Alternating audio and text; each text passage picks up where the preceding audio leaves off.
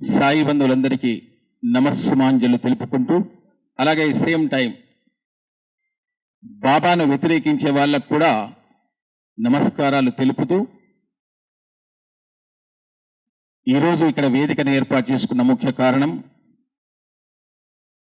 గత 10 సంవత్సరాల నుంచి బాబాపై ఎన్నో ఆరోపణలు చేస్తూ, దుష్ప్రచారాన్ని చేస్తూ, కోటాను కోట్ల మంది బాబా భక్తుల మనోభావాలు దెబ్బతినేలాగా కొంతమంది ప్రయత్నం చేస్తూ ఉన్నారు. అందులో భాగంగా తెలంగాణలో ఉన్న అన్ని ఆలయాల ఒక చేటుకు చేరి షిరిడి సాయి భక్త ఐక్య వేదిక ఏర్పాటు చేసుకొని 2024 నవంబర్ 27వ తారీఖున కార్యక్రమాన్ని మందిర నిర్వాహకులచే చేపట్టాము. ఆ రోజు షిరిడి సాయి సంస్థ నుంచి సిఓ గాడెల్కర్ గారు విచ్చేసేసి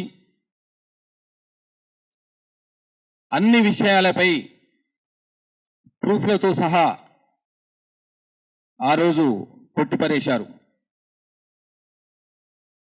అలా ఈ ప్రచారాన్ని దుష్ప్రచారం కొంతమంది చేస్తూ ఉంటే భక్తులు, బాబా భక్తులు, ఆయనను నమ్ముకున్న భక్తులు, ఆయనతో అనుభూతులున్న భక్తులు, ఆయనతో అనుభవం ఉన్న భక్తులు, ఆయనతో ఆనందాన్ని పంచుకున్న భక్తులందరూ ఇలా దుష్ప్రచారాన్ని చేస్తున్న వాళ్ళను ఏదైనా ఆలోచించి కేసులు పెట్టమని చెబితే షిరిడి సంస్థాన్ అందరిపై సుమారు 14-15 మంది యూట్యూబర్స్ మీద కేసులు కూడా పెట్టింది.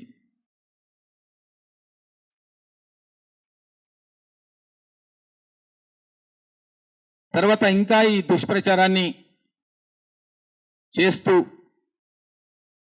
ఒక చెడు ప్రచారాన్ని సోషల్ మీడియాలో పంచుతూ ఉన్నారు. సాయి మందిరాల ద్వారా మేమందరము మంచిని, ఒక సేవను పంచుతూ ఉంటే సాయిబాబాకు వ్యతిరేకంగా వాళ్ళు దుష్ప్రచారాన్ని చేస్తూ ముందుకెళ్తున్నారు. సాయిబాబా భక్తులు హిందువులే, సాయిబాబా ఆలయాలు నిర్మించిన వాళ్ళు హిందువులే, సాయిబాబాను ఆలయాలను నిర్వహించే వాళ్ళు కూడా, నిర్మాణం చేసిన వాళ్ళు హిందువులే. అక్కడ జరిగే ప్రతి కార్యక్రమం కూడా హిందూ ధర్మానికి సంబంధించిన కార్యక్రమాలే, హిందూ భక్తులచే బ్రహ్మాండమైన కార్యక్రమాలు. అన్ని ఆలయాలలో సేవా కార్యక్రమాలు చేస్తూ ముందుకెళ్తున్నాం. ఎక్కడో ఒక దగ్గర ఏదో చెడు చేశారు అని చెప్పి ఆ ఒక్క క్లిప్ను పట్టుకొని ఇది సాయి భక్తులు ఇలా చేస్తున్నారు అని దాన్ని వీడియోస్ పెట్టి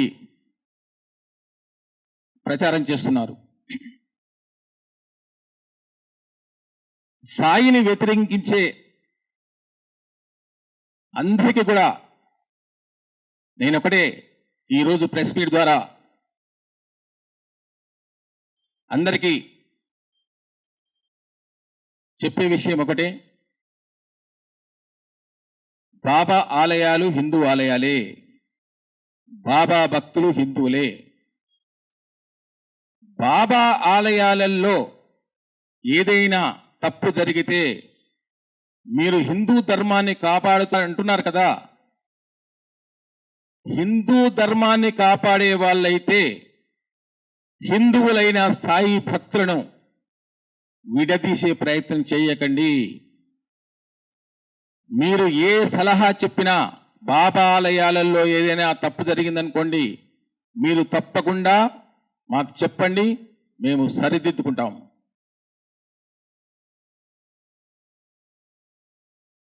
కానీ బాబాపై దుష్ప్రచారం చేస్తూ సోషల్ మీడియాలో దుష్ప్రచారాన్ని పంచితే మా భక్తుల మనోభావాలు చాలా దెబ్బతింటున్నాయి. దయచేసి ఇవి మానుకోండి. నిజంగా మీరు హిందూ ధర్మాన్ని కాపాడాలనుకుంటే కోటాను కోట్ల మంది సాయి భక్తుల మనోభావాలు దెబ్బతీయకుండా మీరు ఆలయాలకు వస్తారా? లేదు అంటే డిబేట్ అంటున్నారు. డిబేట్ అంటే మీతో వాదానికి డిబేట్ పనికిరాదు. ఎందుకంటే మీ వాదం మీది, బాబా నమ్మకం లేదు. మాకు నమ్మకం ఉంది, మా భక్తులకు నమ్మకం ఉంది. ఆయనతో ఎంతో ఆనందాన్ని పంచుకున్నారు, ఎన్నో లీలలు పంచుకున్న వాళ్ళు ఉన్నారు. అలాంటి భక్తులను మీరు కూడా ప్రతి గురువారం నాడు వచ్చి ఏ ఆలయంలో తప్పు జరిగినా, ఏ ఆలయంలో హిందూ ధర్మానికి వ్యతిరేకంగా జరిగినా మీరు చెప్పండి, తప్పకుండా వింటాం. అందులో ఇంకా కొంతమంది లవ్ జిహాదులు చేస్తున్నా అంటున్నారు. లవ్ జిహాదులు ఎక్కడ జరగలేదు. అవి లవ్ జిహాదులు జరిగే వేదికలు కావు. అలాగే ఇంకా అంటే సభాముఖంగా చెప్పొద్దు, కానీ కొన్ని ముస్లింలైన దర్గాలకు ఈరోజు హిందువులు వెళ్తున్నారు. ప్రతి దర్గా దగ్గర హిందువులు వెళ్తున్నారు. అక్కడ ప్రత్యేకంగా ముస్లింలే అక్కడ పూజ చేస్తారు. అయినా వారి నమ్మకంతో వారు వెళ్తున్నారు. మీరు చేయాల్సిన పని అక్కడ దర్గాకి వెళ్లకుండా చేయండి కావాలంటే. ప్రపంచంలో లవ్ జిహాదులు అవుతున్నాయి, దాన్ని మాన్పించండి. మత మార్పిళ్ళు అవుతున్నాయి, దానిపై శ్రద్ధ చూపండి. మీకు మేము తోడుంటాం, సాయి భక్తులు అందరం కూడా. సాయి భక్తులను విడదీసే కుట్రలో కొంతమంది పూనుకొని పని కట్టుకొని ముందుకు వెళ్తున్నారు. నిజంగా మీకు సాయి ఆలయాలలో ఏదైనా తప్పు జరిగిందంటే తప్పకుండా దాన్ని సరిదిద్దే ప్రయత్నం చెయ్యండి. మేము ఐక్యవేదిక ద్వారా అన్ని ఆలయాలకు ఇన్స్ట్రక్షన్స్ ఇస్తాం. కానీ హిందువులను హేళన చేస్తూ, బాబా భక్తులను హేళన చేస్తూ, బాబాని హేళన చేస్తూ ఈ దుష్ప్రచారాన్ని మానుకోండి. మీకు డిబేట్లో మేము కూర్చోలేము, ఎందుకంటే మీ ఒక వాదన ఉంటుంది, మాకు వాదన ఉంటుంది. డిబేట్కి రారు అంటున్నారు కదా. కానీ సామరస్యంగా ఆలయాలకు ఎలా చేద్దాం, ఏం చేద్దాం అనే దాంట్లో మేము తప్పకుండా మీ మాట వింటాం.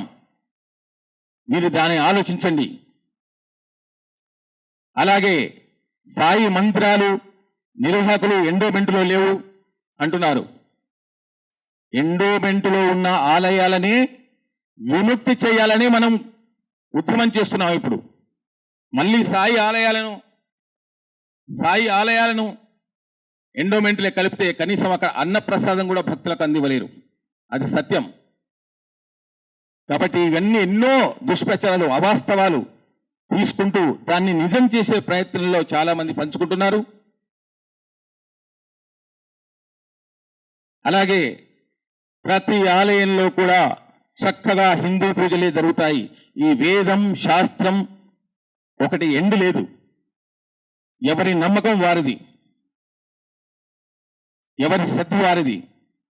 ఈరోజు చాలా మంది అనుకుంటున్నారు కదా, ఇప్పుడు వ్యతిరేకులు బాబా ఆలయాలలో ఎంతో మంది చైర్మన్లు, నిర్వాహకులు దోచుకొని తింటున్నారు అన్నట్టు ఫీల్ అవుతున్నారు. 2 తెలుగు రాష్ట్రాల్లో వేల మీద పెట్టే లెక్కలో ఉన్న ఆలయాలు ఫండ్ వచ్చే కొన్ని ఆలయాలే ఉన్నాయి.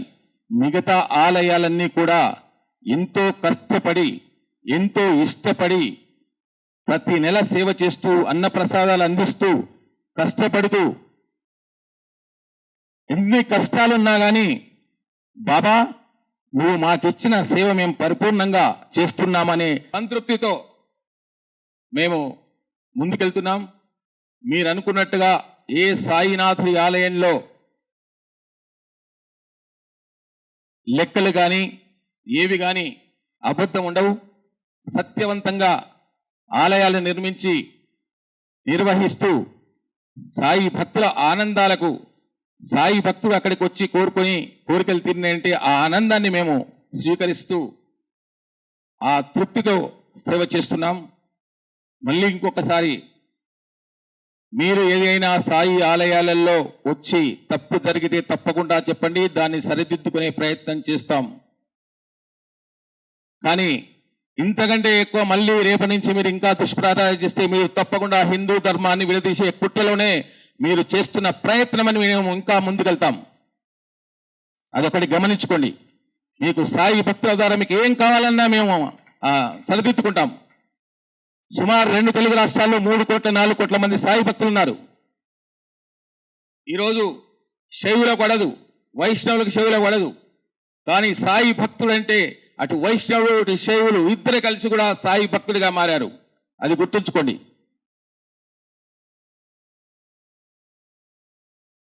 మళ్ళీ ఇంకొకసారి చెప్తున్నాను, మీరు డిబేట్ అనే అవసరం లేదు.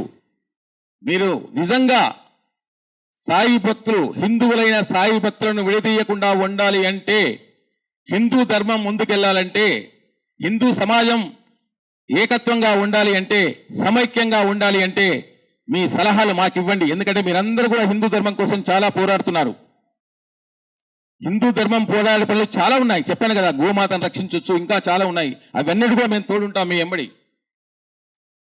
అలాగే యువత అంతా కూడా ఇప్పుడు చెడు మార్గంలో పయనిస్తుంది.